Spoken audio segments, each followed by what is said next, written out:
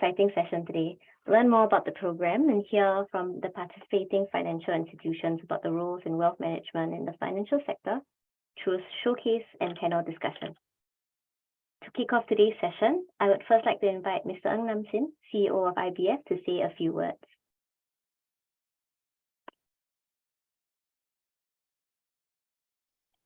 Thank you, Nicole. Hope everyone can hear me. A very good afternoon to everyone. It is indeed my pleasure to be here today to kick off the second intake of the Wealth Management Accelerator Program. We call it WMAP in short.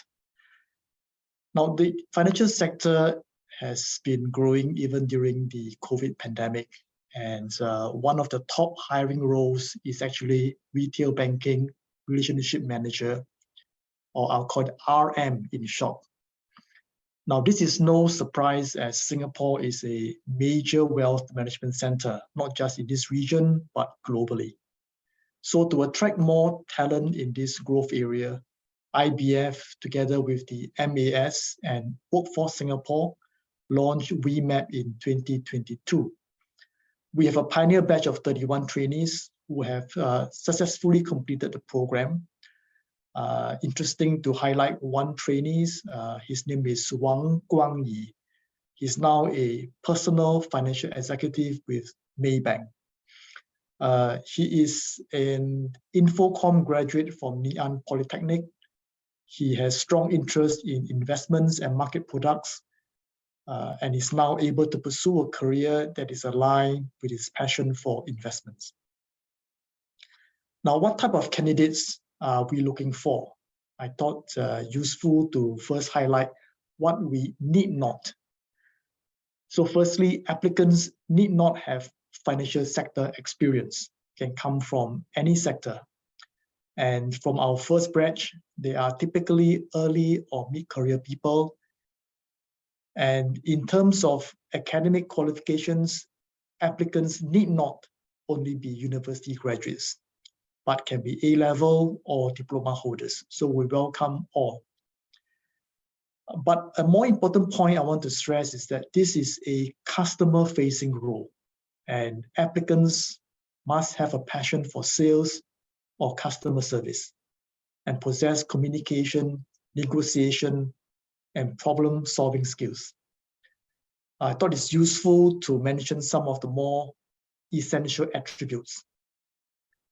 The first one I want to highlight is you must have resilience and perseverance.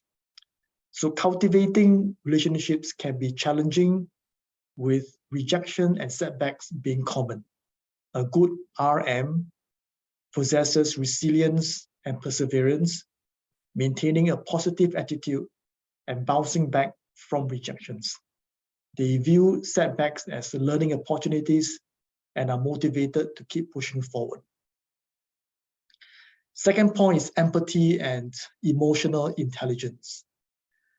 So understanding and empathizing with customers' needs and emotions allows RMs to provide personalized solutions. Emotional intelligence helps them navigate various customer personalities, adapt their approach, and establish rapport. Third, which is very important, is self-motivation and goal orientation. Now, very likely in this role, you'll be assigned goals or sales targets. Good RMs are self-motivated and driven to achieve their goals. They set ambitious targets, stay focused, and proactively seek opportunities to meet or exceed their sales objective. Fourth point, continuous learning. Industry is changing rapidly. A good RM recognizes the importance of ongoing learning and professional development. They stay updated on industry trends, refine their techniques, and seek out opportunities to enhance their skills and knowledge. So this is a quick review of the key attributes a good RM should have. If you meet this criteria for WMAP, the program will prepare you well for the role. What are some of the features here? So you will go through structured training with the Wealth Management Institute, or WMI, followed by on-the-job training with the hiring bank. You will be equipped with skills such as customer relationship management, financial advisory services, as well as gain knowledge in investment products, financial markets, banking rules and regulations. Upon completion of the program, you will attain IBF certification for retail banking and be supported to complete the necessary MAS regulatory exams. So for our successful candidates, the career path for an RM is an exciting and fulfilling one. After gaining experience and demonstrating competence in client management, a RM starts handling their own clients, often starting with smaller portfolios, and continue to learn and develop their skills. And with experience and a successful track record, RMs may be promoted to senior positions. So senior RMs, for example, in private banking, typically manage larger and more complex client portfolios and often handle relationship with high and ultra high net worth individuals and families. They play a more strategic role in growing the bank's wealth management business. So you will be hearing more from our industry partners, the financial institutions, and WMI later. I urge you to ask questions and seek clarity on whether the role is one which you are excited and passionate about. So I would like to close by taking this opportunity to extend my appreciation to all the participating financial institutions for their involvement in this program. I would also like to thank the Wealth Management Institute for curating the curriculum and our program sponsor, Workforce Singapore and the MAS. Thank you and have a fruitful session.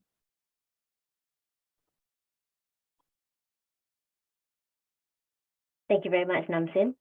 I will now hand the time over to Chun Hong from IBF to share more about the Wealth Management Accelerator Program. If you have any questions for IBF or the panelists later, you may click on the Q&A tab below to send us your questions. Chun Hong, over to you. Thank you, Nicole. Hello, everyone. I'm Chun Hong from IBF. A very warm welcome once again to all of you for taking the time this afternoon to attend this info session on the Wealth Management Accelerator Program. We pronounce it as WMAP.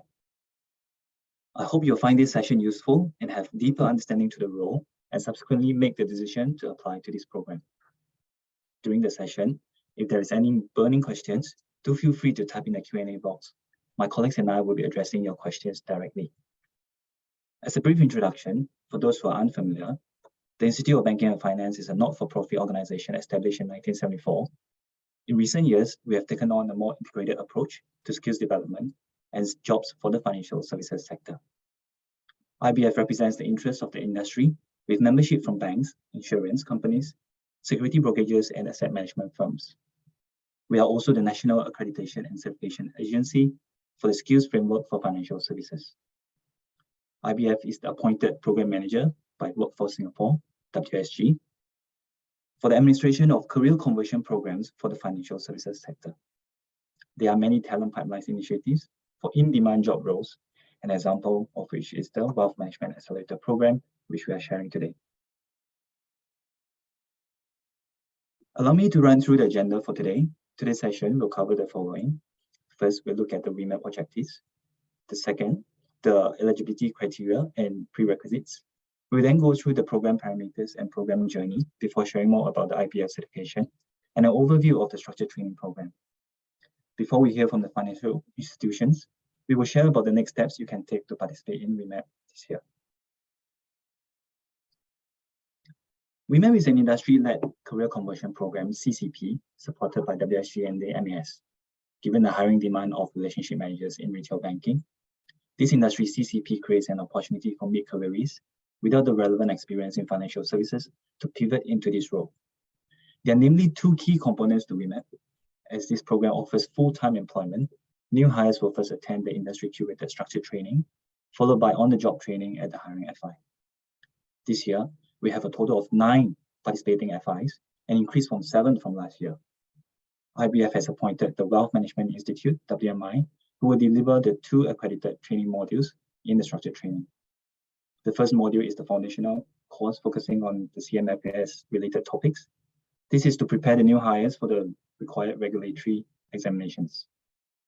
The other is a personal banking in practice course, and this will include content such as soft skills, customer relationship advisory techniques, and pitching skills. In terms of eligibility criteria and prerequisites, this program is only applicable to Singapore citizens and PRs and have graduated from school or completed NS for at least 2 years. Applicants should be at least 21 years old and have at least an A-level certificate or diploma or degree. This is aligned to the MAS licensing requirements. As this is a career conversion program, applicants should not have prior working experience in the same role, which includes bank assurance, financial planning, personal banking, wealth management, and relationship management in retail banking. Sharing some of the key parameters to WMAP, new hires will be offered a monthly salary during the program, and it will be in the range of 3,500 to 4,500. The exact salary offered will be discussed and confirmed during the interview and offer stage with the hiring FI. The salary stated here will be provided during the career conversion period, and FIs will decide thereafter if there will be any adjustments based on your performance and experience after your deployment in the role. As a form of reminder, as you will be offered full-time employment with the hiring FIs, therefore, successful applicants are expected to commit to the structured training and employment terms to be agreed with the hiring FI. This is an extract of the skills framework for financial services, and the chart shown here provides some of the possible vertical or horizontal career pathways, departments, and job roles in retail banking. IBF has also identified some of the key existing and emerging technical skills and competencies required for the role in retail banking and wealth management. By going through the structured training and on-the-job training at the hiring FI, new hires will be trained and become proficient in delivering the key tasks and duties in this role.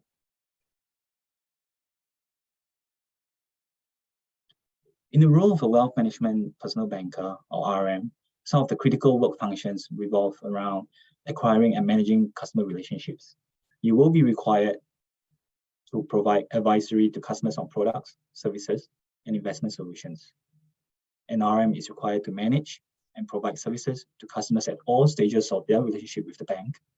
You will be expected to come up with strategies to present financial solutions to your customers and support positive customer experiences. Now, having said that, the role of an RM will conduct every activity while ensuring compliance to AML KYC guidelines. Under this program, new hires will be required to pass the following CMFAS examinations. The 6 base modules are all administered at the Singapore College of Insurance, SEI, and the 6 modules are M5, M8, 8A, M9, 9A, and HI. The hiring FI will apply for your Regulatory Notification Framework, RNF, also known as a license to conduct regulated activities on behalf of you when you have successfully passed all the required SingPass modules. The cost of the structured training will be borne by the hiring FI and WSG subsidies. New hires are not required to bear any of the course fees as long as they remain in employment with the bank.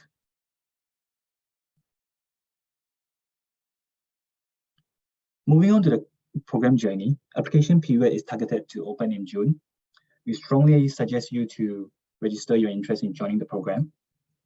Once the application is open, IBF will notify you to complete your application to WMAP. Now, during application, there is no need to upload any CV or resume. All you have to do is to complete the web application form using your SingPass. IBF will consolidate all applications and conduct first round screening based on the prerequisites to ensure your eligibility. This year, for those who are eligible, IBF will invite you to attend an interview prep workshop to help you prepare for the interview and address any concerns you may have on the role. All the eligible applications we receive will be forwarded to the participating FIs for their shortlisting and interview. From August, should you be shortlisted for an interview, the FIs will contact you directly. From September, successful applicants will receive offers from FIs for acceptance, and the hiring FI will complete your hiring and onboarding process. From January next year, new hires will commence the IBF accredited structured training programs conducted at WMAP. During this period, new hires will also attempt the required SingFast exams, which the training will have prepared you.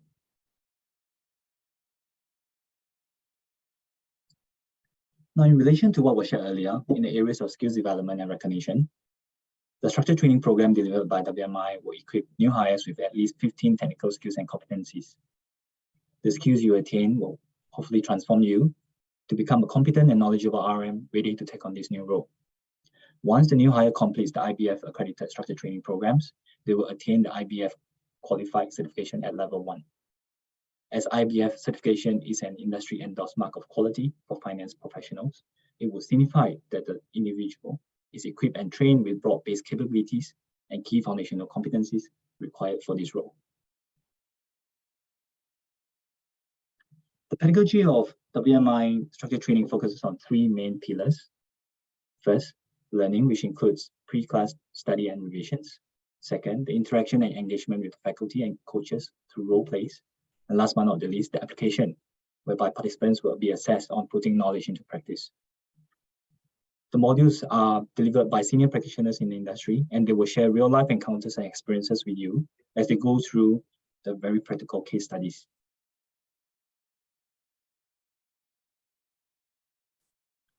I would like to now share an overview of what will be covered in the structured training at WMI. First, the Personal Banking Foundation module focuses on the preparation of the SingFast licensing examinations. The course is set up to support the learning and understanding of the 6 base modules, which I mentioned earlier, which are in the areas of rules and regulations, collective investment schemes, and insurance-related topics. This course will be delivered through e-learning as well as classroom delivery to facilitate your questions and answers. And this will be topped off with class reviews prior to your examinations.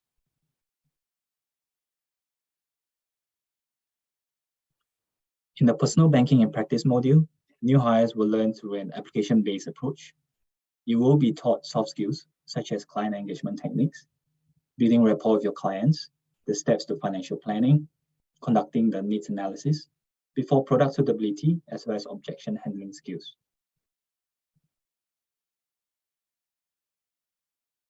In summary, going through the 2 modules of structured training at WMI will mean that new hires will have attended the SingFast class review, attended the revisions, and completed all assessments, including role play. After the new hires have successfully passed the base SingFast modules and completed structured training, you will be presented with 2 valuable certificates. First, the WMI Certified Personal Banker Certificate.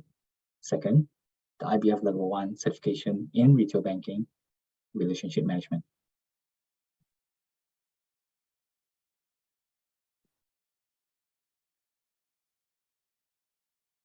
In terms of the WMAP training program schedule, it begins as soon as new hires have registered for the SingFast exams and obtained the prescribed materials for self-study.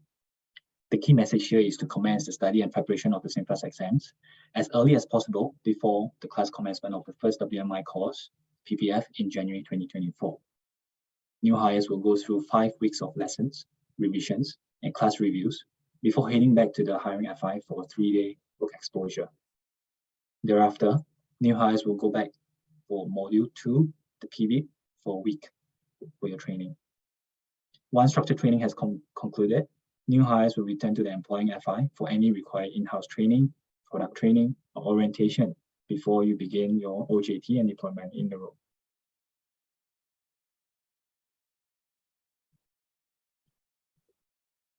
Just some final reminders to the next steps.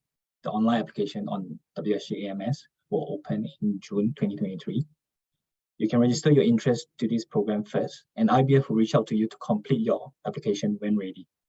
Applicants are able to select up to 3 preferred FIs to apply to, and each application will be assessed independently. IBF reserves the right that your application will also be shared with the rest of the participating FIs. This is done to increase your chances of being selected for the program. FIs will get in touch with you if you are shortlisted for interview. For scenarios whereby an applicant receives more than 1 employment offer, the applicant will decide which offer to accept.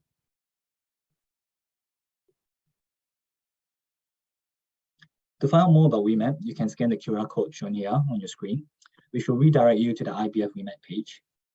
The page will be consistently updated to provide you the latest information and status of this program. You may also like to follow our social media accounts on LinkedIn, on Facebook for updates to our initiatives.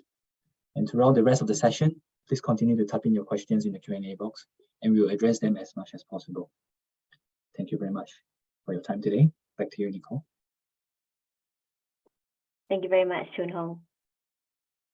Now let's hear from WMAP graduate Brian, who is a Premier Wealth Manager from UOB, on his journey through the program.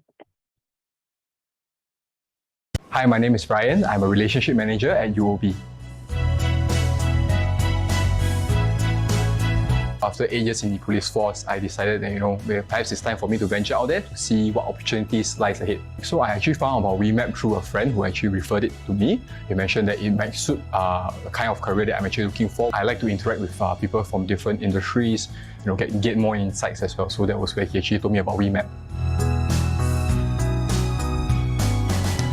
A lot of us, we have no financial background. WMAP's training actually allowed us to gain an insight into how the finance industry actually operated. Along with that, there was a lot of guidance from the guest speakers that they invited during the training. We do learn the basics of how an RM is expected to operate through the role play provided. When it comes to WMAP's on-the-job training, it's a lot more practical in the sense that you really get to see what's going on the ground. We actually managed to interact with a lot of people coming from different backgrounds. What I managed to learn from them was like how different industries actually kind of operated, why they decided to make the switch into the finance industry. So to me, that was a valuable experience. I really like interacting with people from different industries. So when I meet up with some of my clients, I get to understand more about the industries they're in, and I believe that also adds on to my own knowledge. For those who are actually considering a career switch into wealth management, you have to have the drive. It was definitely not easy to clear the required papers, entering a totally different industry. There are challenges that come along, but if you're determined to succeed, then go for it.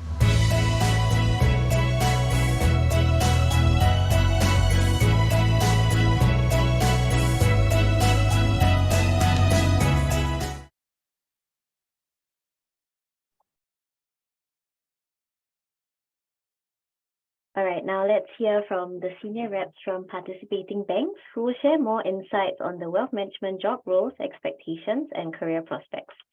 We have with us today for this exciting panel session, Mr. Matthew Reid, Retail Banking Head, Singapore City Global Wealth, Ms. Yeo Wen Xian, Head of Retail Customer Segment, DBS, Head of POSB Consumer Banking Group, Mr. Eddie Tan, Senior Vice President, Branch Director, HSBC, Mr. Lester Wong, Deputy Cluster Head, Branch and Premier Banking, Singapore OCBC, Ms. Jessie Tai, Cluster Head, Wealth Banking, UOB, and Ms. Tan Yi Ling, Cluster Head, Client Relationships at Standard Chartered Bank. Moderating today's session is Mr. Kwek Mo Lim, Executive Director, Client Solutions at Wealth Management Institute. Over to you, Mo Lim. Thank you, Nicole. Can you hear me? Yes, loud and clear. Thank you so much. Good afternoon, everyone. My name is Mulim. I'm from WMI, the Wealth Management Institute, and I'll be facilitating this panel discussion for you today. Before we start the panel discussion, a quick introduction to WMI. We are the lead training provider for WMAP, as well as the different training programs and certification programs for retail, priority, and private banking. We have been supporting and upskilling bankers in Singapore for the last 20 years. And this year, we'll be celebrating our 20th anniversary. It is with great honor to partner with IBF again to support you in this journey. Looking forward to partnering with you too in your journey to be professional bankers of tomorrow. Moving now to the panel discussion. We have received many questions proving that we have a very interested participants today. In view of the limited time of this session, I will try to consolidate your questions into grouping and direct them to the relevant panelists to answer them for you. If you do not get to answer some of their questions today, we'll reach out to you separately after this call. Hope that's okay.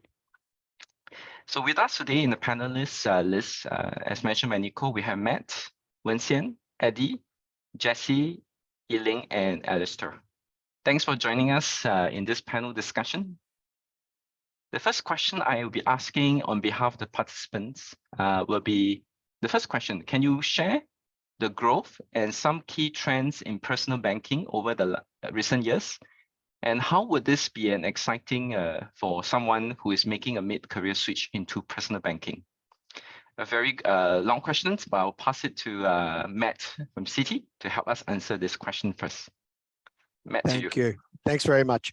And firstly, I just want to thank you for having me and really thank all of the participants for joining this really exciting session. This is an area that has been growing in Singapore very rapidly for an extended period. Citi, for example, our number of RMs has grown 50%. More than 50% since 2019. A significant cohort from this group, from the 2022 group, came to Citi, and we've been very pleased with that progress and very proud of their achievements of joining the organisation and being successful with us. But I think as a hub, we would all be aware that Singapore is becoming a significant financial hub. It really is at a pivot point in terms of the country. Of course, the population is growing, but you've got a significant number of high net worth clients coming into Singapore. And so Singapore now finds itself in a position where, outside of New York and London, it's one of the largest financial centers worldwide. There's more than 250,000 high net worth individuals. So that's people with investable assets of more than $1 million. So that creates a significant challenge and opportunity for the industry. Per capita GDP is very high. It's around 80,000. It's one of the wealthiest cities in the world. And I think one of the challenges that comes with that, of course, is managing that growth. The Singapore government, I've been in Singapore for 17 years, and I think the Singapore government has done an exceptional job of managing that pivot. But even with all of the support and programs that are available, I think one of the things that we're finding is there's a real need for qualified bankers. And so, for us, Citibank, we've actually have our largest wealth hub in the world is in Singapore. In fact, it's on Orchard Road. And that's our largest wealth hub in the world, bigger than our New York wealth hub, in fact. And one of the things that we've been putting to the market is that we want to grow very, very rapidly. And of course, that means people. And of course, one of the challenges with that is if we look at the stated aim for Citi and many of our competitors, they're actually quite similar. Right. So I think it's something that people on this phone should be really pleased about when they hear that it's not just one bank wants to grow in Singapore, it's all of us want to grow. And of course, to do that, we need people. One of the things that we've noted is that the demand for people significantly outstrips the supply. So if we look at the number of licensed bankers in Singapore, there's not enough in terms of managing that growth. So it means as an organization, for me as a retail bank head, we've got sort of almost 1,000 people. And of course, we can't grow fast enough to manage that flow of clients coming in. And so it then becomes, we've got two options. We can buy talent in the market. Supply and demand works against us, and we're competing and the prices start to go up rapidly, or we can build talent. And I think that that's really what this program is around, is building talent that's fit for purpose, not only for Citibank, but for the entire industry. So Singapore can meet that stated aim and continue to grow. So I think, one challenge and opportunity is really around growth. And then the other one, of course, that we often get asked about is the digital transformation. So one of the things that I've been managing as part of my role for a significant number of years is sort of that transition from the old banking model in a branch hall to a more wealth management focused and sort of managing digital. And sometimes we get asked the question around, will digital replace the relationship managers in these roles? And I think undoubtedly, and the fact that we have so many banks involved in this session demonstrates the answer is no. for high volume, low value transactions, of course, we would push those to digital. People are happy to do simple transactions online. But when it comes to those emotions of managing your personal money that you've worked really hard for, you really want to speak to a person who has the right knowledge and skills and industry experience to be able to help you manage that appropriately. And I think managing that transition is also a challenge that we have to work towards. But again, in part of managing this program, making sure that we're equipping people to be able to deal with that. Thank you, Matt. It's very, very detailed answer there. It's really helpful. I'd like to ask now that we have a very long question, I would like to get also from a perspective from DBS. Could we invite Wen-Hsien to help us with this question? Sure. Hi, this is Wen from DBS, and I'm also the head of USB. So I'm not going to replicate what Matt said. I think I will spend a bit of time on the digital capabilities because there's an opportunity for me to elaborate further. I think the truth of it is our customers, the members of the public, whether they are retail or wealth segment, everyone is getting savvier and savvier because the information is available everywhere on the internet, so there's financial planning, wealth management, planning tips at everyone's fingertips these days. Now, the thing that we need to focus on as providers of financial planning or wealth management solutions is how do we also help our people to keep up with the expectations, the higher expectations that customers might have, that customers or clients might have. And so at DBS, one of the things that we've been focusing our resources on is building up our artificial intelligence, machine learning capabilities to equip both our customers as well as our employees with the necessary knowledge. So using AI, ML, artificial intelligence, machine learning, we are making an effort to democratize financial planning, wealth management to our customers. We provide them with personalized insights through, we call them next best nudges. It could be via push notifications. It could be via emails. It could be through, as you go through your digibank app in DBS, you get personalized insights as you go through the different journeys. So that's on one front. Now, as we help our customers become smarter about the markets, about how they reach their retirement goals, we also then have to level up and provide our relationship managers, our wealth planning managers with the necessary information so that they continue to be able to advise customers in a personalized way, and that they are able to provide customers with relevant insights, relevant information, that the customers are then able to see value in coming to our RMs for such tips, advice, call to actions. So this is an area that I think has really transformed quite remarkably if I think about pre-COVID versus where we are today, because COVID pandemic forced everyone to become more digitalized, right? Both in terms of how we live, work, and play, and then more importantly, also how we go about doing our financial planning or wealth management. So I think this is an area that is incredibly exciting. So for those of you who not just want to get into the financial planning or wealth management space, but also want to get your hands familiarize yourself with what these digital tools capabilities are, but the role would give you firsthand knowledge, firsthand experience using these tools. And at DBS, that has been one of our areas of focus. And I would say this has been a game changer for us as well. Thank you. Thanks, Wen-Hsien. I think we heard from the two panelists. I think there's really exciting trip ahead, and I'm glad that you have a lot of interest today. I think that links to the second questions that a lot of you are asking.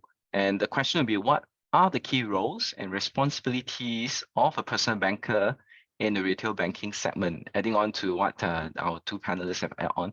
Maybe I'll pass that question on the key roles and responsibilities of personal banker to Eddie from HSBC. Eddie, to you. Thanks, Merlin. First of all, I would like to also thank IBF for the invitation as well for myself and HSBC. So I think personal banking role to me it's a very intimate role coming into the banking retail banking industry, because I for myself started many years ago as a personal banker, and it's really daunting, role coming from someone who is fresh or coming from someone who is a mid-career switch. And for a person assimilating into this role, I think it's important for them to firstly understand this is a client relationship and engagement role. The first important thing that they need to understand is to help clients with their financial goals. And with that, I think they need to adopt the needs-based approach to provide recommendations and solutions to meet customers' personal, retail, as well as banking needs, as well as their wealth needs. I think that's the fundamental pivot for any of the personal bankers who wants to come and take this role, be it whether they are fresh or they are doing a mid-career switch. And they also have to develop and implement wealth preservation and wealth accumulation plans into all the wealth solutions that they can have for their clients. And not to forget, they also need to help clients, whoever walked into the branch, with their banking needs and their account servicing needs. I think with servicing comes sales, and that is where I think it's a very primary objective and primary principle for us to, when we meet a client, what do we do for them? How do we help them? And that comes with a very, very intimate relationship with them from the onset, and providing very, very excellent client service. The first hello really does bring an impression to the customer as well. So that's for me. Thank you. Thanks, Eddie. It's very, very good suggestion there. I'd like to ask also UOB, Jessie, to also add on from there. Jessie, to you. Hi, William. Thank you for having me. Thank you, IBF. Okay, so I totally agree with Nat. I think personal banker definitely won't be replaced by robots. No AI, no robots to replace us, because this is a really very personal role. Soft skills, relationship building, rapport building is extremely important. That's why from personal banker to the next level, and UOB Wealth Banking, they are known as relationship manager. Okay, so accountability, trust is definitely something that robots can never replace humans. This is something that goes a very long way. I'm also similar to Eddie. I was a personal banker many years ago when I first graduated, and I also worked my way up to become a cluster head today. And I know the relationship that I've built with my clients, even up to today, they're still calling me for advice. Some of the products they want to know, they are seeing. So I also agree with Eddie. Uncovering customers' needs is definitely a must when it comes to this role. This is why we are under sales target roles. We always need to uncover customers' needs in terms of financial planning, be it wealth accumulation, retirement, wealth preservation, and most importantly, to advise the right solutions to our clients, bearing in mind their goals, their financial needs, as well as their monthly income. Thank you. Thank you so much, Jessie. Appreciate that. I think that's a wonderful perspective into probably the next question. There'll be actually a lot of questions came in around what are the career pathway and prospect for this role.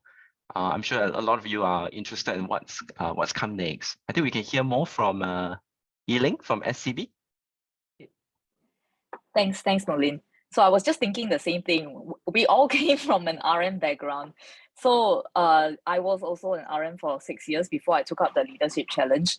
And I worked overseas for a period of time. So that also tells us a little bit more about how the job can really take you across geographical boundaries. And I think that many of us would agree that the RM starting out as an RM gave us a lot of head start in terms of what you understand about the business and so on.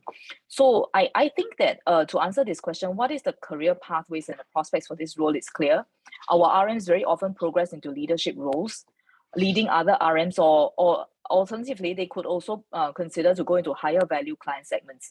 So I can think of just giving examples from my experience. I can think of 3 mid-careerists that are hired in 2015, leaving the names out. They came with operations background and they were looking for a change in career. So today, 8 years later, all 3 of them are handling priority private clients. So this is what I mean by progression. So that's what we can expect as an RM.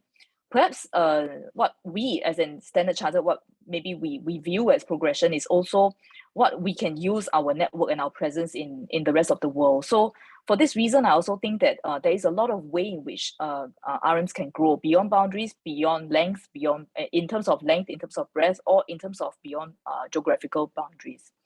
Maybe for the last point that I would like to talk about is, I've always felt that RMs are the ones who can best represent the voice of the client. So if I want to know something about what the client thinks, I ask the RM, because I think that they are the people who are right next to the client. So which is why over time, they tend to make very, very good product specialists, and they make very good general managers because of that understanding of the voice of the client, which is placing the client in the center of all that you do, is really the center of what makes a great bank. So that's my view, Molin. Thanks a lot, Elaine. I think really nice perspective from Stan Chart from your experience too. I think there'll be a lot of curiosity about career prospect that we can hear from obviously other banks as well. Can I invite maybe Alistair from OCBC sharing about your perspective around this question? Hi, Merlin. Thanks very much for having myself and OCBC share with you guys today. So I think similarly with what Elaine has mentioned, OCBC, we have a very structured career progression framework. As a personal financial consultant, upon achieving your respective performance criteria, you can look forward to moving up the career ladder in the various customer segment to what Matt has also mentioned, right? From your personal banking segment to your Premier segment, and of course, as a client advisor at Premier Private Clients. So then on, apart from that, we also have a progression framework for those of us who aspire to be to take on leadership roles. So to what Elaine has mentioned, right, we at OCBC, we also take pride in grooming future leaders as such as well. And likewise, we have also some good examples of people coming from the various background, such as I do have a RM who came from a retail fashion industry as well. And they have also done very well. And I think this also, has also been complemented with the rigorous training program, not only IBF, WMI has provided, but also from the bank as well. Thank you so much. Thank you so much, Alistair. That's really a good feedback there. I think there's a lot of questions around, obviously, the prospects, and we get a lot of insight. Actually, there's also a lot of questions around potential challenges, that may happen from this role. So I think it'd be good to get some of our senior bankers here to help us with some of the questions here. So in terms of challenges, what are some obstacles a personal banker may face in the retail banking segment? I think we probably can invite Matt to help us with from Citibank. Sure. And look, the reality is there are easier jobs. Let's be frank. There are easier jobs. But the reality is, I'm a little bit old-fashioned in that as I sort of see the challenge as a real opportunity for people. It's an opportunity to get on a new growth curve. It's an opportunity to build a career. In my banking career, I've worked at a country level, a regional level, and a global level in various capacities. And one of the things that I'm very clear on is that the closer you get to the front line and the closer you get to clients, the more enjoyable it is. And of course, any role dealing with clients has its challenges, but it also comes with a lot of rewards. It's nice to deal with nice people, and it's nice to build a great book of wonderful clients. And I think, some of the challenges that we regularly see for sort of people coming in would really probably be in three different areas. One, and I think it was raised at the start of this discussion, of course, is the prospect of having KPIs or targets. Some people, in the early stages of their career as a relationship manager, they find that a little different or a little challenging, that they may have a target that they need to hit in a quarter. And it might be number of clients that you call or the amount of revenue that you generate or what have you. I think that would be one.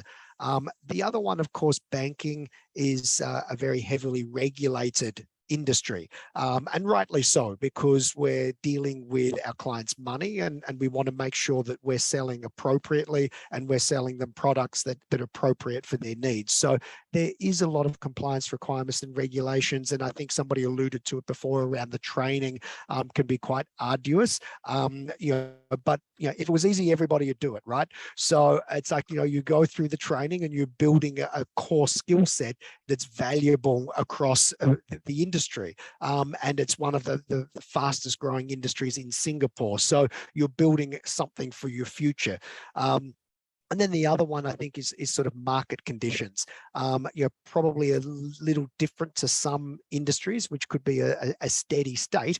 Of course, the financial markets, we can all see that they rise and fall for a whole bunch of different reasons. And that also can be challenging, because in good years, people will easily meet their targets, and in tougher times, it'll be a little more difficult. I mean, we've just come through COVID, and people have had to manage through that. But of course, we adjust targets to suit. And so I think they're probably the challenges. And I think that the thing that people can on this program can take comfort from is the reality is that we want you to succeed.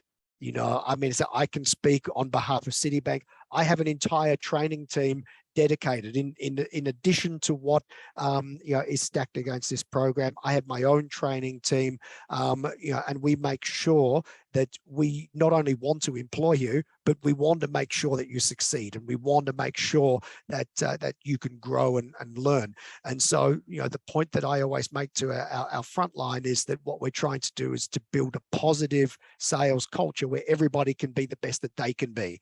So what that means is when people come in and they're new, not only do they get the training as part of this program, but they'll go through our own product and skills training, systems training. We have a peer mentoring, because of course we have different levels of bankers all the way through to the private bank. We'll make sure that we match people up to appropriate mentors. Of course, we have a lot of market updates and information that we give to people to make sure that they're staying abreast of what's happening in the market, but also to the extent that people are struggling a little bit, and particularly in that first 12 months, you can find that people are struggling. We've got dedicated retooling programs to sort of bring them closer and say, okay, we can see you're struggling. Here's a couple of things that we'll do for you. And then as their career grows out, of course, we have a significant number of insurance specialists, investment counselors, treasury specialists. It's an infrastructure around the RM to make sure that they're getting the right education and the right kind of support. I think to Wen's discussion before, when she was talking about leveraging data, really, really important. We want to make sure that we're giving sort of the appropriate campaigns to help people, because sometimes when they're new, they get a portfolio, they actually don't know which client do I call and for what reason, right? And I think Wen covered that quite nicely, that we make sure that we're building appropriate campaigns, and we're giving those to the RMs and helping them and saying, you know what, call this client, call that client, tell them about this. And so that's really guiding you along to help you be successful. And then, of course, importantly, at the other end of it is a reward and recognition. We want to make sure at the end of this that people are compensated appropriately for their efforts, but also that reward can be both quantitative and qualitative. As in the last month, last week, I spent a week with 200 of our top performers in Berlin for a recognition program. And 4 weeks ago, I was in Barcelona with another 200 of our top people for another reward program. So we make sure that, sure, it's like we want to train you, we want you to be as good as you can be, but when you perform and when you grow and learn with us, we'll make sure that you're appropriately rewarded for that. So I think there are challenges, but fantastic opportunities and great rewards that come with that. And the only other thing I would say is I want to thank people who are on the phone. While we've been on the phone, I think I've had about 20 invitations for LinkedIn on my phone. So I really appreciate that. Thank you. We want to employ you. Thank you, Matt. Well said. That challenges prove to be rewarding, and I think it will all be well supported by all the banks who face these challenges. Maybe we can hear from UOB on your view on what are some other obstacles that personal banker may face in UOB, and any insight there, Jessie? Great. I think Matt has given a very great overview of the macro environment and how the obstacles will be faced by personal bankers. Maybe I can share personally what was my journey like when I first started. I remember there was countless rejections.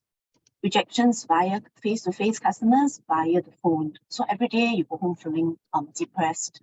Why are people rejecting me? Why are they not picking up my phone? Why are they not wanting to fix appointment with me? Why are they not buying the product that I recommended? And I will also say the learning curve is extremely steep because when I study, it's just like A math, B math, it's very structured. But when I come to the bank, there's so much market knowledge, concept that to grasp. At the same time, the products are really, I would say, very different. It changes every month. It's not like one product that you sell, it will last you for the rest of your career. Because our role is very dynamic. It's market driven, like what Matt has mentioned. So we always have to keep abreast in terms of training, market news, which I never learned when I was studying. Okay, and I think one of the obstacles is really when I come up to work, phone, that's my best friend. The phone. Even the phone. You just love the phone, you hug the phone. Even when after your lunch break, the first thing that you go back to the desk is your phone. So I think a relationship manager or even a personal banker, really, phone will be your best friend. And phone is very cold. The phone won't talk to you. So practically every day you'll be talking to the phone, but there may not be responses on the phone. So you got to learn to love the phone and treat them like your best colleague in work. And maybe lastly, one of the obstacles is really the discipline.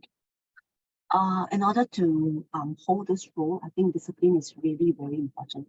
It's very easy we deviate on the course whenever we do not meet the KPI, when we are half month there or third week there, we will deviate and say that, it's all right, we start again. Come again next month, we may even deviate, and then we find ourselves, this job may not be suitable for me, it's so difficult. Why am I into this? Maybe I can switch. But ultimately, to succeed, I would say, like myself, I also thought of throwing in the towel at the point. After when I start working for about 6 months, like what Matt has mentioned, the first 12 months is toughest. I did, but I had born, so I couldn't do that. I don't want my parents to pay any bond for me. So I persevered on. In the end, I really found the success formula to do well. So eventually, definitely there are obstacles. But at the end of it, you see a lot of rewards, a lot of progression, a lot of things this job, other jobs cannot give you in terms of what financial job can offer. So I think the rewards versus obstacles is really something that is worth trying, worth going for it, and worth persevering. Thank you. Thanks, Jessie, and thanks, Matt, for all the great tips there. I think there's a lot of questions beside the obstacles. There are actually worries about mid-career switch. Right? So I think how do they survive? So I think the question is tuned to how does a bank support the transition of existing mid-career hires into this role? And probably an add-on question would be what does a success look like in the first 3 to 6 months?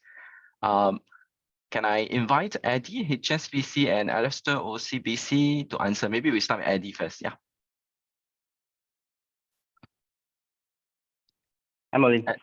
Hi. So just to catch the question correctly, it's 2 parts of the question, right? Just now, can you? Yes.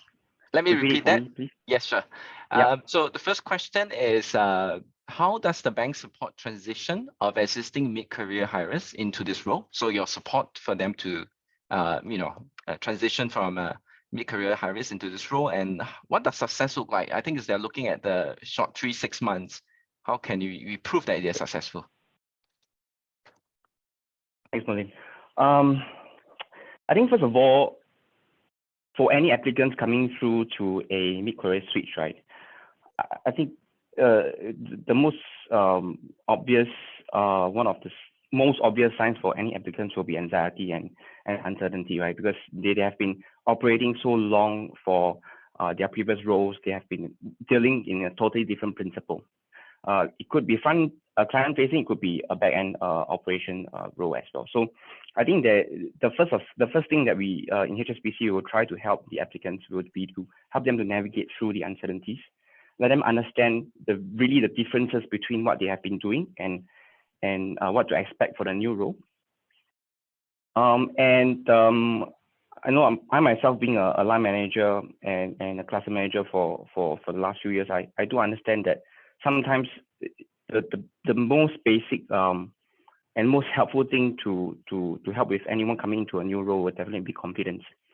And they derive confidence from where they have worked before, and to help them identify what transferable skill sets they have from their previous role coming into this new role, will help them to bring more confidence going into a client-facing, fast-paced environment. So I think to help them to identify these traits could bring them some confidence in facing this mid-career switch role into a front-facing, fast-paced environment role. And of course, to navigate them through this structured program, the onboarding program, will definitely help them to be equipped with the client engagement skills, product knowledge skills, as well as the compliance side of dealing with clients. I think in the recent years there have been many episodes of fraud, fraudulent transactions, AML, and I think that being an international bank, we have many international clients in Singapore. This is something that we also need them to be able to identify, and any monies that come through the accounts, the bankers, even though they are very junior or they are doing a mid-career switch, they need to identify the key risks. So there are many components to the role that when they come over and to assimilate into could be a personal banking role, could be an RM role. These are the things that we can help them to assimilate to, and the structured training program. And we also will have a mentor-mentee program within their on-job training curriculum. I think this is very important. Going to a new environment, be it, there are a few branches in Singapore, we have 6 branches, and I hold Raffles itself. Coming to a new branch, you need support, and that support is essential for them to be able to come to work every day, because they may feel rejections, they may feel fears of meeting clients, they have, anxiety of calling clients and get rejected for a appointment. Having a buddy at work really helps them to go through those difficult times, and to identify key mentors within their working environment will be also key to help them through the journey. And what good looks like, to be honest, other than hitting their targets and being able to overachieve their KPIs, I think their presence within the branch, their positivity, their body language, how fast they're absorbing the new role, how they permeate through the culture of the bank. I think those are very important things that we look at as well. The eccentric qualities of the applicants, because you can have temporal or good results in the first few months. You can have that if you are a sharp eye salesperson, but for them to really succeed in a 1 to 2 year time of horizon, they need to be able to possess a type of positive attitude, to influence themselves over very difficult times. I think that's very key, in my opinion, when I want to identify someone who is successful or not. So we have that, confirmation guideline for the first half year. Once we see the type of positivity and the type of performance and results, I think those 2 key components coming together will let us, more or less be able to assess whether or not this person is good. Thank you. Thanks, Andy. It's really a very comprehensive answer there. Looks like there are many support available, I guess, to help mid-career hires. And probably I'll point it to OCBC. Anything else to add on from Alistair? Sure, thanks, Merlin. Look, I think Eddie has described it very comprehensively. Basically, how does a bank support the transition of existing mid-career hires into this role, right? I will break it into 2 parts. One is the intangible support, and the other one is the tangible support. Right. So for intangible support, like all banks, there's a structured training program, right? So for OCBC, it's a 4 weeks training program, along with an in-branch on-the-job training as well. And after they graduate, the bank also provides a continuous learning in terms of curated programs at the OCBC campus. So that's in terms of the intangible support, right? Tangible support, I would say, in terms of resources. So just to give all of you comfort, the wealth management business is definitely a growing business. There's a reason why all 6 banks here has footprint along Orchard Road. I'm just across Matt at Wisma branch. Right, so and if you guys have seen the banks, the amount of money they've invested into the branches, so a bit of shameless advertisement here. My lifestyle branch at Wisma Atria. It's 20,000 square feet with all the lifestyle activities, your books, your cafe, your omakase restaurant, whatnot. So honestly, these are the tangible support that resources that the bank has been providing for all our RMs as well, so that they can allow them to have a meaningful conversation with our customers and hopefully lead them to a meaningful wealth conversation. Right, so yeah, that's my take, William. Thanks very much. Thanks so much, Alistair. Thanks a lot, Eddie, as well. I think in view of time, I'm conscious that we are a little bit overrun. I will ask one last question, and then the rest who didn't get to question didn't get an answer, we'll try to answer them after that. One last question, which is a big question today. I'd like to invite SCBA, DBS to cover this if I can. The question is, what advice would you give to someone considering a mid-career change to this role? It's a big question, it's a big career change. What advice would you give someone to someone considering a mid-career change to this role? Maybe we can invite Yiling, Accenture. I think that most of you would have thought of the fundamental factors, such as like, is my skill set suitable? Is the nature of the role something I would like? What's the pay gonna be like, and what are the lifestyle changes? So I think, you know, I'm not gonna go into that. I feel that for someone who is thinking of a mid-career switch into the role of an RM, I really have to be very open, as in be very open and be very, very curious about and willing to try new things. So it could mean that, you know, it's very different from your past role, like the example I gave to you on the 3 operations people whom I've hired. Yeah, they went through a huge change. They had a difficult beginning. There were a lot of ups and downs, but that's totally normal. And so I would say that, you know, take the time to absorb all that new knowledge and slowly take the time to develop yourself into the new environment. It's like learning a new language, right? Like how we learn to speak Spanish, and it's just something different. The other advice I would really give is to take the time to understand the culture of this new place. So, you know, at Stanchart, we speak a lot about D&I. We speak a lot about sustainability. So it could be very different from where you came from. I would say, you know, learn how things work so that you can quickly fit in quickly and be very focused to you know, see things through.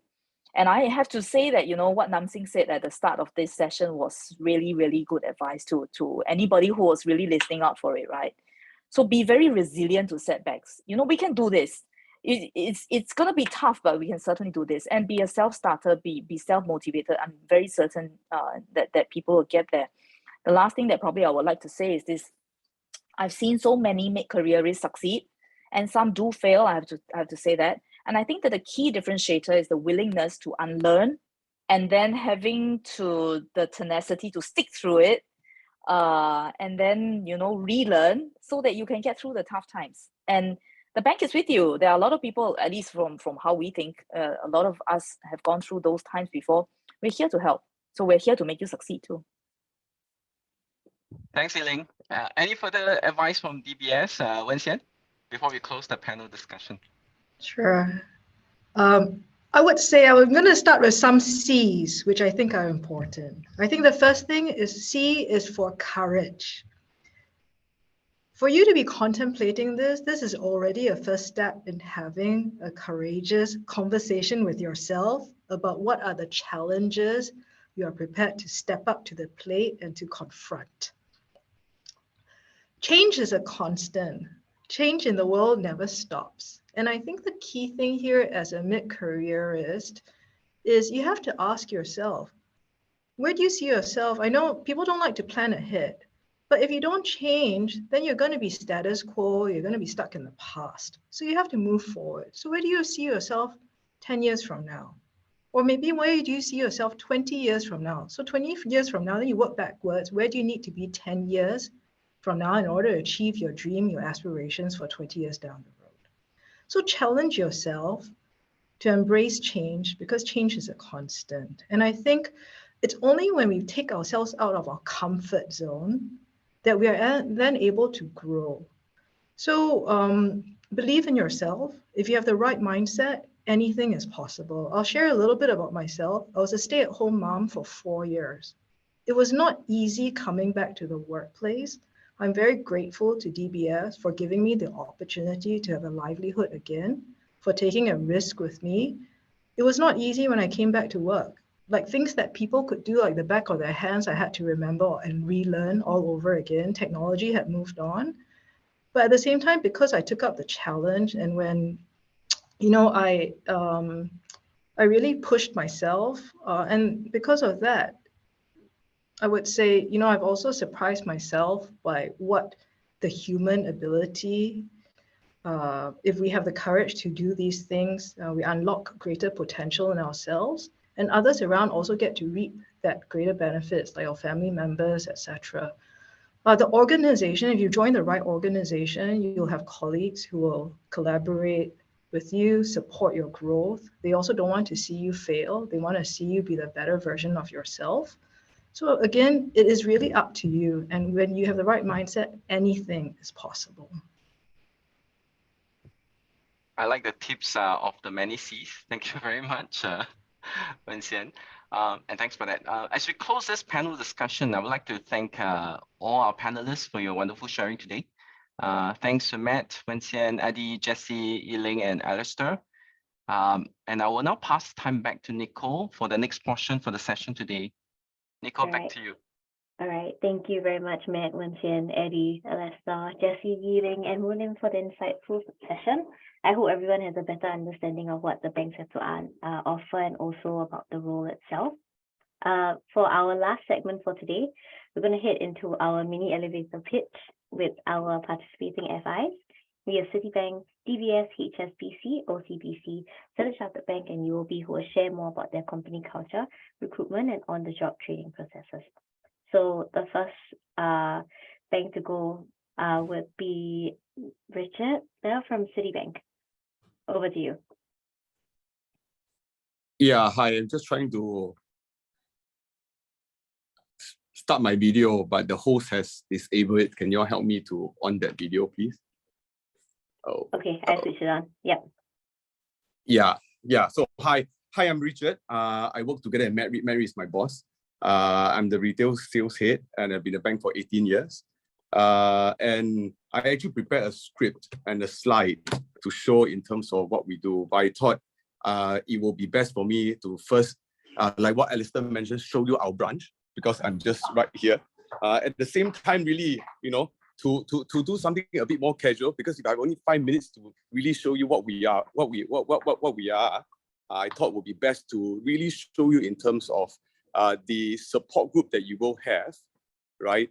Coming into the city when you join us here at this very amazing hub that you see here right behind me. But just so that I spotted one of the branch managers, this is not planted, right? When you join us, you will be assigned a branch manager that will help you to grow your career. So introduce yourself. Hey, hi everyone. This is Gary. I'm actually a Citigo banking manager, just celebrated my first decade with the bank. So as a Citigo banking manager, I will be your direct supervisor, right? And make sure that you grow your career here with Citibank. So I guess one of the most important things in Citi that we pride ourselves on is really about coaching. So rest assured, when you join us, I'll be there with you for your client appointments, show you how to hold a wealth conversation properly. So rest assured, you'll be well taken care of. And in fact, alongside me, right, you also have RM buddies working alongside with you. Hi everyone, I'm your buddy RM, and I'll be your go-to person for any challenges you face on a day-to-day basis. And also I'll help you with, getting familiar with the systems and processes so that you'll fit right into the bank in the shortest period of time.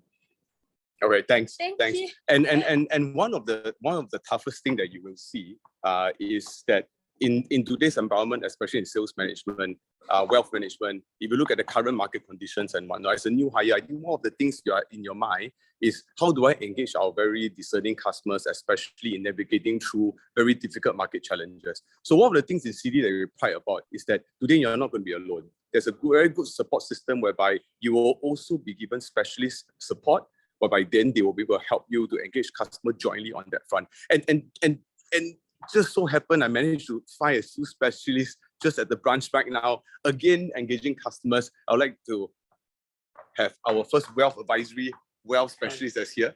Hi everyone. Hi, my name is Tian Feng from Treasury Services Unit. Okay, if you want to know more about FX and investment products, but you're not sure how to proceed, right? We are here to provide technical expertise, okay, and to assist you in building a career as a city banker. All right, from trade ideas generation to hands-on practical and coaching exercises.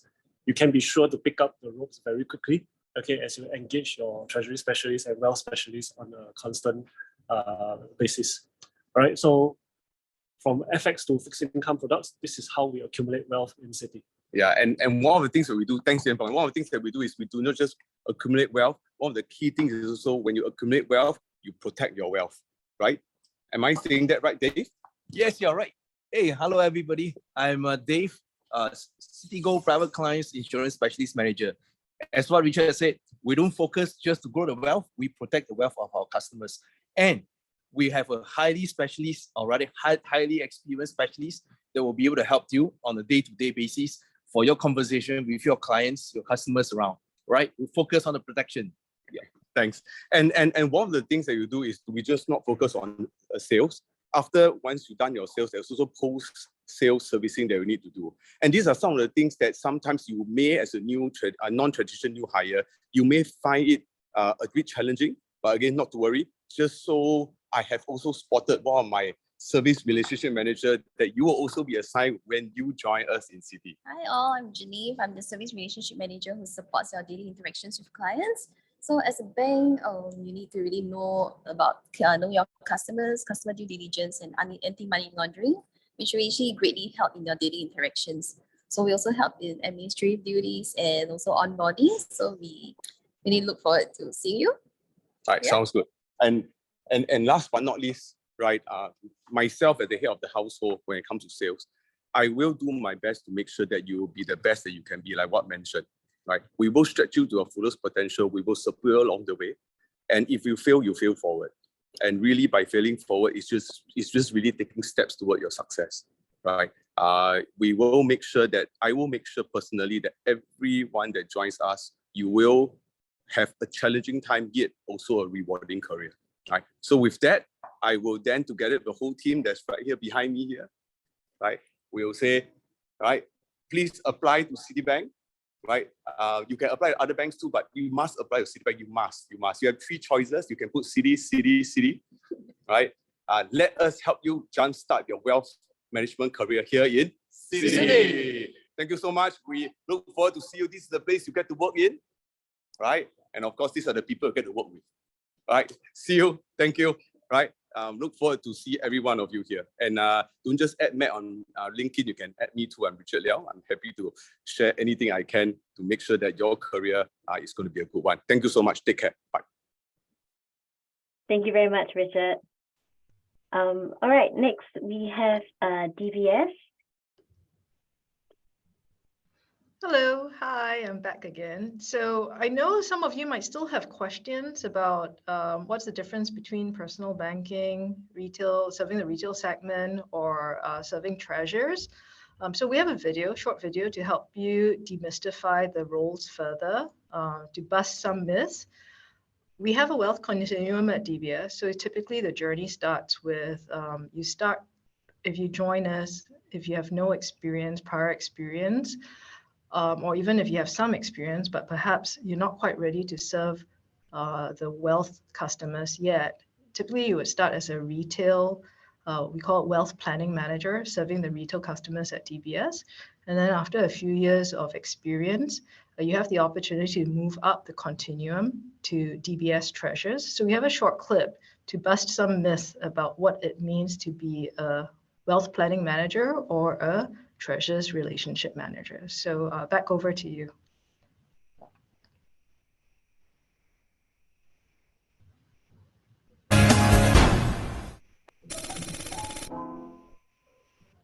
That is completely untrue. To be a WPM, you do not need a banking or finance degree. I think the great thing about joining DBS is that we have a very rigorous training program. And regardless of what you have studied in school or whichever industry you're coming from, rest assured that we will train you and upskill you for the role that you are interested in taking on. I think the whole concept of work-life balance is all relative. It all depends on your own expectations and how you want to manage the expectations, both on your personal side and also on the customer side. I would say that at DBS, what we've done very well is providing our employees with the tools that allow them to work from anywhere. They're able to use soft phones from their iPads or from their laptops. They're also able to tap into the customer-facing financial planning tool called Your Financial Journey from their iPads as well, from their laptops from anywhere. So I think these are the things that we've availed to our staff so that they have the flexibility to juggle both their work and their personal lives, depending on how they want to balance it out. Well, it's good if you have, but not absolutely necessary. I think the key to being successful in Treasures is to have this desire to want to meet people, to want to engage and build relationships with our big pool of our wealth customers. If you have interest to talk to customers about wealth, about legacy planning, about retirement planning, the bank will also provide the necessary tools. Relevant experience, good to have. Absolutely necessary, no. I would like to say that it is a privilege to get a pot to begin your journey in Treasures. There's no such thing as a bad customer, a lousy customer. At the end of the day, what you make of the relationship with that customer is what kind of honesty you bring into the relationship. Okay, what kind of engagement you're prepared to build. How interested you are in terms of getting to know the customer's well-being. Everybody wants to be treated the same. So do to others what you want others to do after you. All right. I think that should be the motto that you have to abide with. No, of course not. We play as hard as we work. Just not too long ago, we had a People of Purpose event where we went to Willing Hearts. The team had a really wonderful time, right? Doing all the voluntary work. And I felt that it was a great opportunity for the team to come together to not just talk about work all the time, all right, but to also have engaging conversations, about our personal lives, and also to be able to come together and do something for a good cause.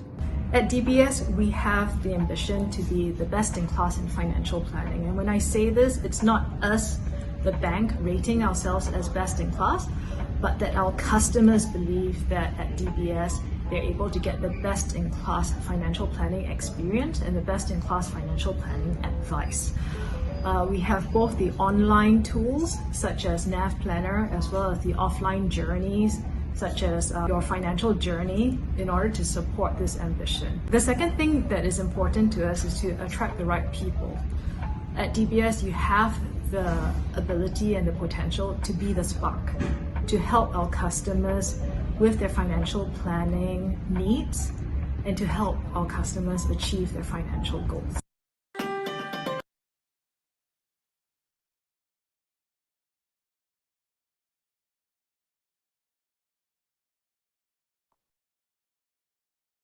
All right. If there is nothing else, we're going to head to the next presentation with HSBC.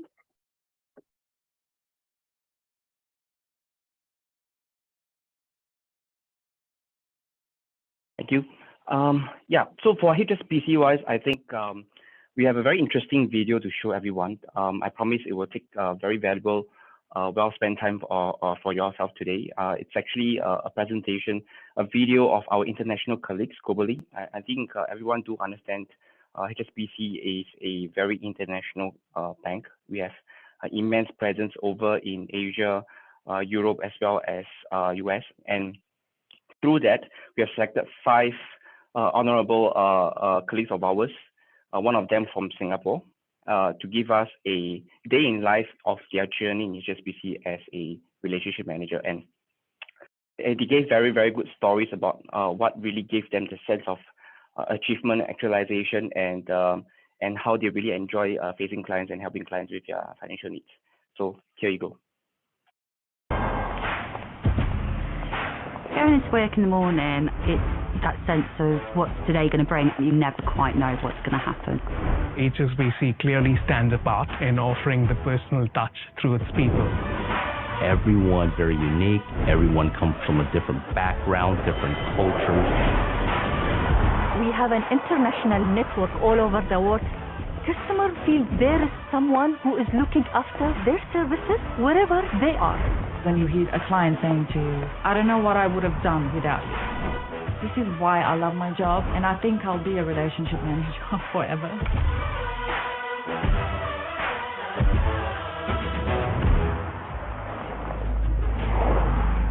I do the job I do because I really do enjoy getting to know my customers. When I realize that I've helped the customer in achieving their financial goals, it feels fantastic. Being able to interact with people, learn their stories. I love the client conversations. It's very satisfying. Teamwork, learning and grow. We're there to help people achieve their hopes, their dreams and their ambitions. We can literally help them from a basic transaction all the way to wealth management and wealth protection as well. We deal with high net worth value customers across all over the world. HSBC is one of the largest banks out there with international exposure, and I think that's one of our very unique features. Relationship managers and my counterparts across the globe help me with the local connects and the client servicing. We support each other, and you do have that family feel because we're all striving to do the same thing for our customers.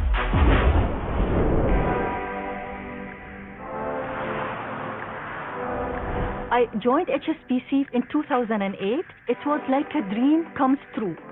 I work with an amazing team. As a manager, when someone is succeeding, it means succeeding for all. It's not about selling something, it's servicing. I'm Armenian, born in Lebanon, grew up in Australia, worked in Singapore, and now working in Hong Kong.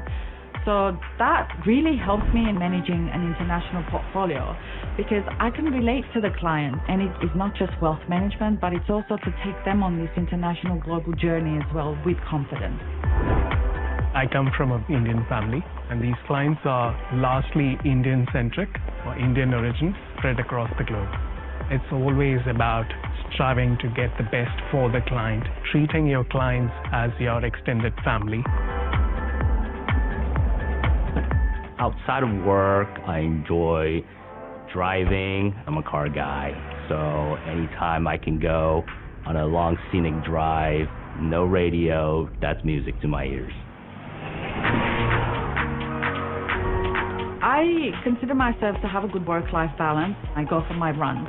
I do that with my husband, it's our thing, as well as, spend quality time with our son as well.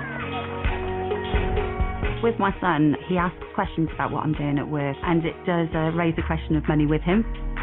When we're out in the shops and he's looking at certain things, it's like, well, you have got enough money to spend on that, but you were looking at this, what's more important to you?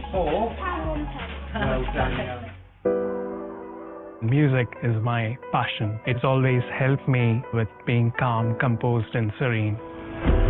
It also reflects in my work to work in a little more streamlined and methodological manner.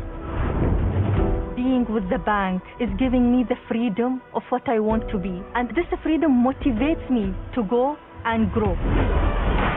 I've worked in different roles within the bank, but this one has really stuck with me, and it is because you get to know your customers on a personal level. Whether it's about their daughter's wedding, building a new home, and you start to seeing yourself being a part of that. I absolutely love it. There's so much more that I can learn from my role and also provide and give back to the community as well. I would never stop to interact with people, learn their stories, and because of HSBC being such a global bank, it's the perfect place for me to be part of.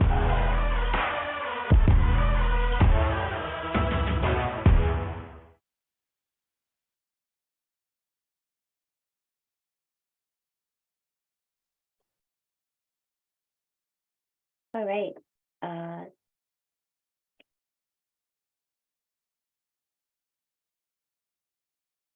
Hi, so before I close for HSBC, I just want to share. I guess I hope you guys. First of all, I hope you guys enjoyed the video.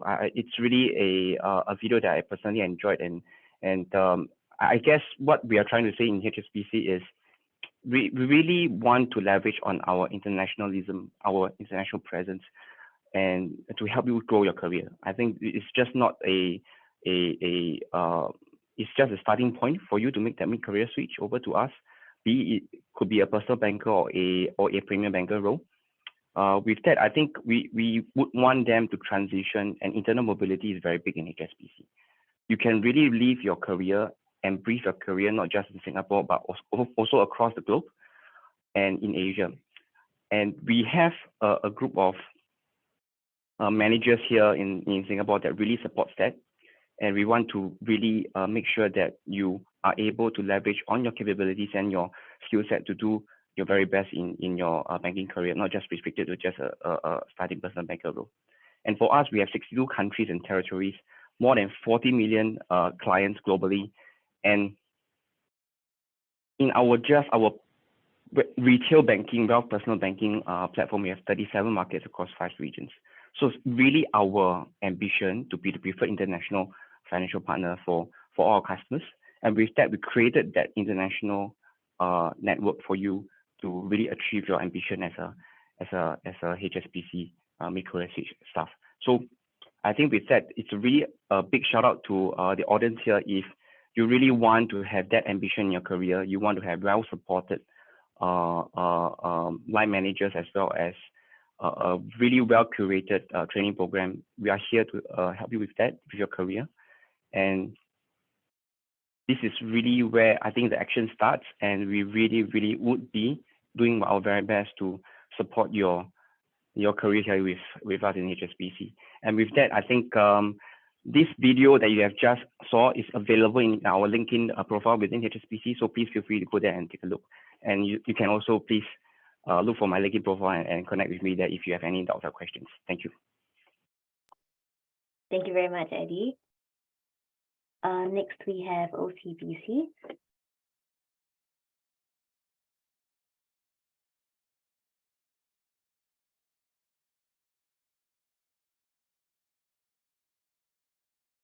Hi, everyone. Sorry, I was on mute earlier. Anyways, yeah, thanks very much for allowing me to share. Sorry, I don't have a video, or I'm unable to walk you around my branch because there's customers still around, but Richard did a great job there. So anyways, thanks for having me here today, just to allow me to share with you what OCB has to offer. But I also really want to take this opportunity. I know it's not the most exciting sharing, but to allow you guys to understand what OCBC Group is about. So aside from the OCBC Bank, the other portfolio that is under our umbrella would be Great Eastern, Lion Global Investors, and Bank of Singapore. So being the first local bank to be established in Singapore, it has always been our focus to expand ourselves regionally, and therefore we have exposure into OCBC Indonesia, Malaysia, Hong Kong, and China. So moving on from what I shared earlier about the career progression and of course on-job training and new hires training at OCBC, right? We have a OCBC campus, our very own learning and development hub in the Central Business District. It occupies about 32,000 square feet of learning space. So I want all of you to know, when you join us, there's an in-depth training program for 4 weeks. And during this 4 weeks, you'll be trained on your professional grooming and your code of conduct. There will be product training as well, allowing you to apply financial advisory skills. Thereafter, we will also play back what you have learned through videos, best practices, and of course, to ensure that you provide the right risk disclosure and sales process to our customers. And last but not least, we sum it up with a simulation test. So after this 4-week program, right, the new hires are also monitored and productive and in terms of the quality of work along the way. This is something that I also want to share a bit more in depth to what I've shared earlier in terms of a career progression. So you will join us as a personal financial consultant, looking after the retail clients. And within 4 to 5 years, right, you can potentially move up the career ladder as a client advisor in the Premier Private platform, where we hold clients AUM of approximately about 1 million and above. And as mentioned earlier, for those of us who aspire to take on leadership roles, you can also take a sidestep and go through the branch manager, center manager, and desk head route.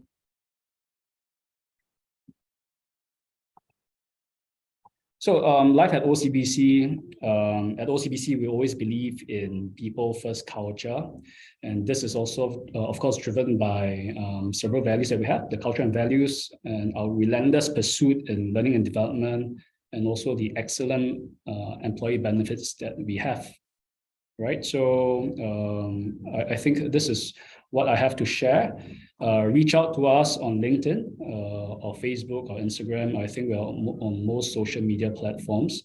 And but more importantly, to understand that whole culture and that whole customer behavior and all, I invite all of you down to the Wisma Atria branch to have that full experience as well. Thanks very much. Thank you very much, Lester. Up next, we have Standard Chartered Bank. Yep, that will be me. So today, I would have wanted to invite Jessie Lee, the head of Consumer, Private and Business Banking Singapore, to talk to everyone about and tell you all firsthand, right, what we are like, what it is like to be working at Standard Chartered. But she's not able to join us, so we did the next best thing, which is to make a video of her. And this we just made a couple of days ago. We made a video of her together with two of our best relationship managers. One of them is a mid-careerist. The other one is one of my top guys. So I hope that you enjoy the video. It's really as real as it can get, as authentic as it can get. So thank you.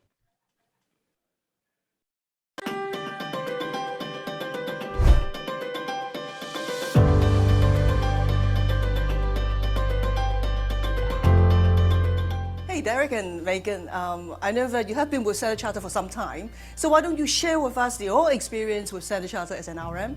To surmise, it's dynamic and fulfilling. Dynamic because every day it's very different. The rules and the things that we need to do every day it's very different.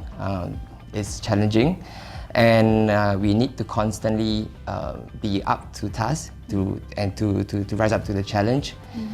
Fulfilling because after all these years, with the experience and the knowledge and understanding of the financial market, I can now better manage my clients' wealth and also my own. I've been with Standard Chartered Bank for 16 years, and I was in Standard Chartered Bank because a friend who was working with Standard Chartered Bank at that time referred me in, and I'm very glad that I made the decision to join because this whole journey and experience has been rewarding, fulfilling and challenging. Yeah. I'm sure there are many things that you love the job. Can you share with us top 3 things that you enjoy the most? The top 3 would be the people, and the people. The first would be the clients actually. So the clients that have provided me unwavering support all these years throughout my career journey. The second would actually be like my colleagues who they actually are very helpful and supportive in our daily job, daily role. And the last would actually be my mentors and my managers who constantly guide and support me to be a better RM each and every day. I enjoyed a very good working culture in Standard Chartered Bank. I have great bosses and they genuinely care and value our feedback. And I have great mentors as well who generously share their knowledge with me and support me to continue to grow to who I am now.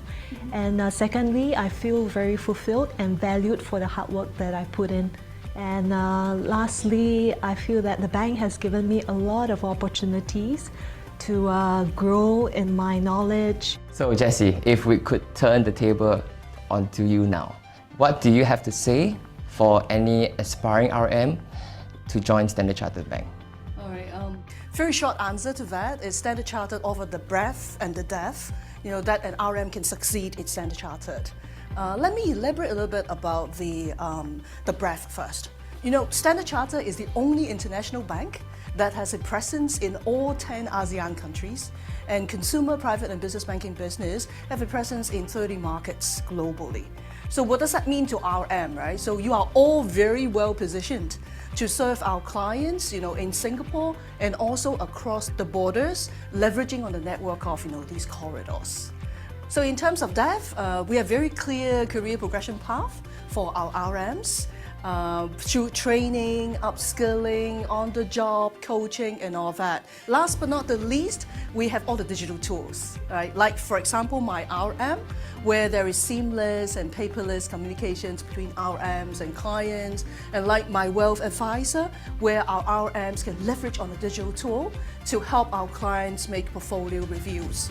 I can go, on and on this list, but the truth is, at Standard Chartered, we are here for good, not only for our clients, but also for our RMs and employees. Jessie, what is an advice that you will want to give to a new RM or someone who is thinking of joining us? I will summarize that in 4 simple steps. First, be open. We are really a big international bank. So you will be exposed to lots of information, different colleagues, teams, a lot of knowledges. So absorb them all, quickly in the initial stage. That will definitely lay the foundation for you to develop the career further. Second, be curious. Outreach to as many people as possible. Understand them, understand how the other parts of Standard Chartered work. This will definitely facilitate future collaboration with other teams. Thirdly, be focused. Be focused to deliver what needs to be delivered at that point of time, and then leverage on that to reach higher in your career path. Lastly, be yourself. We respect every individual and enjoy being part of the family at Standard Chartered.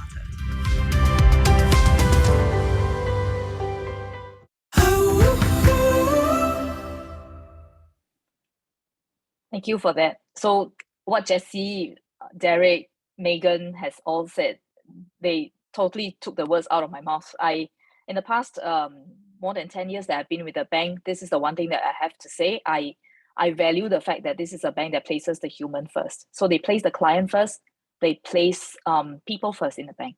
So I hope that all of you who are thinking of having a career can consider us, Standard Chartered Bank, as one of your first choices. Thank you. Thank you very much, Yiling. Last but not least, we have UOB. Thank you. Thank you to all the advice and chat. I hope we are leaving the best to the last.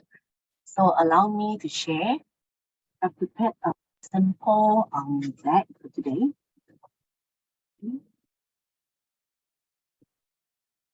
Okay.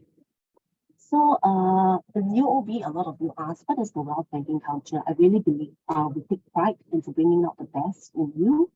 And we give a managed portfolio of around 250 clients or new joiners to give you a head start in a career with priority banking.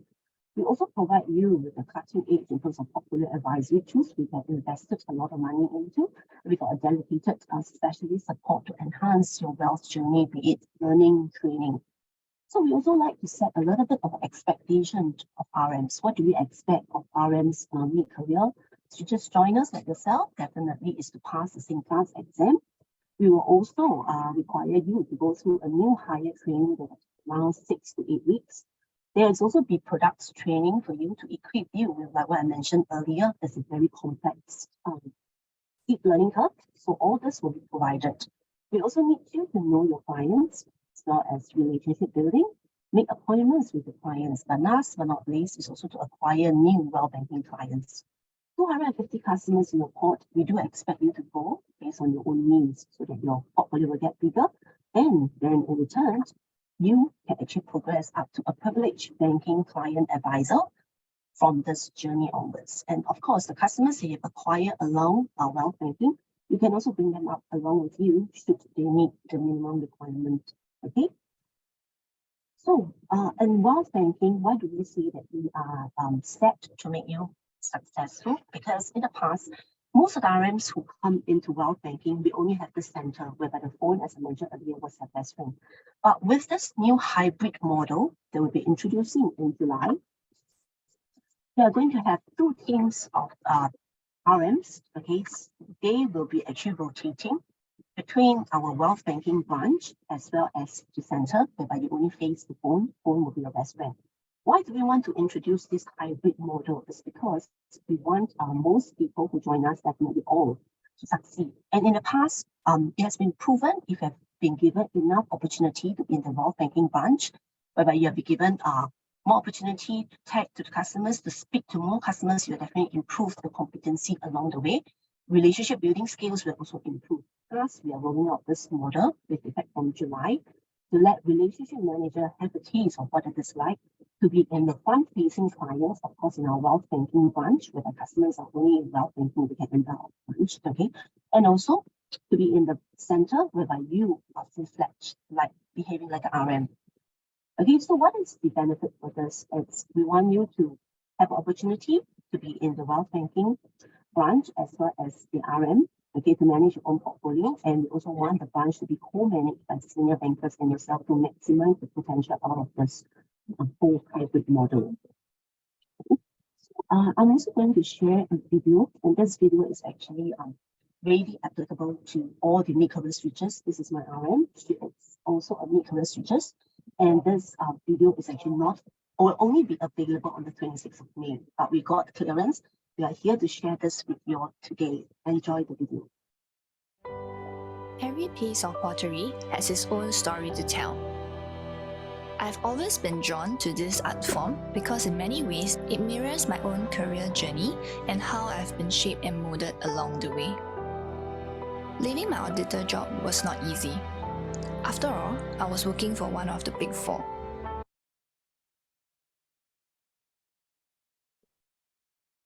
A mid-career switch, on the other hand, would mean leaving behind what I've built and starting over. But my desire for a greater sense of purpose at work only grew stronger as time passed.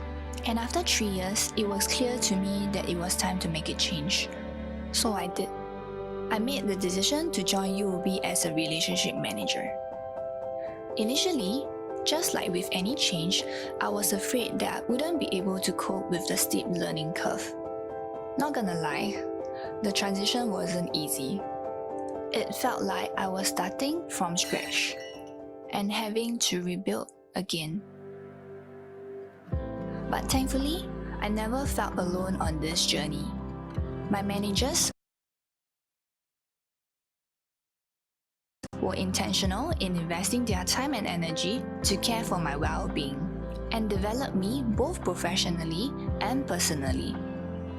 As I work hard to deepen my knowledge and expertise as an RM, my colleagues would support and encourage me as they patiently explained and pointed me in the right direction. I found myself looking forward to work as my daily interactions with the team inspired me to do better in both my career and in life. Through this mid-career switch, I've experienced how UOB's strong mentorship culture and structured career pathway create a supportive environment that has built me up, gave me purpose, and put me together to become a refined version of myself. The Japanese have this art called kintsugi, where broken pottery pieces are valued and mended together with lacquer and powdered gold. What we might perceive as a flaw is simply the raw material of a masterpiece full of history that should be celebrated rather than hidden. In my journey as a relationship manager, I've become a better communicator, a more strategic thinker, and have discovered my passion in helping others. Here at UOB, I've found the right environment to grow, a place where I'm valued for who I am and empowered to be the best that I can be.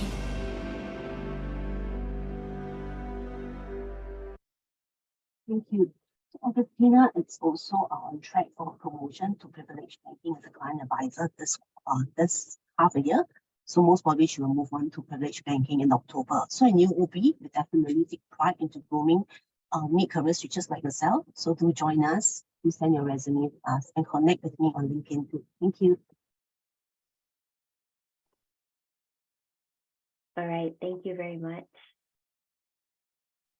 And that's all for today's session. We thank all the speakers and presenters for taking the time to join us. And we thank you for joining us to find out more about the program.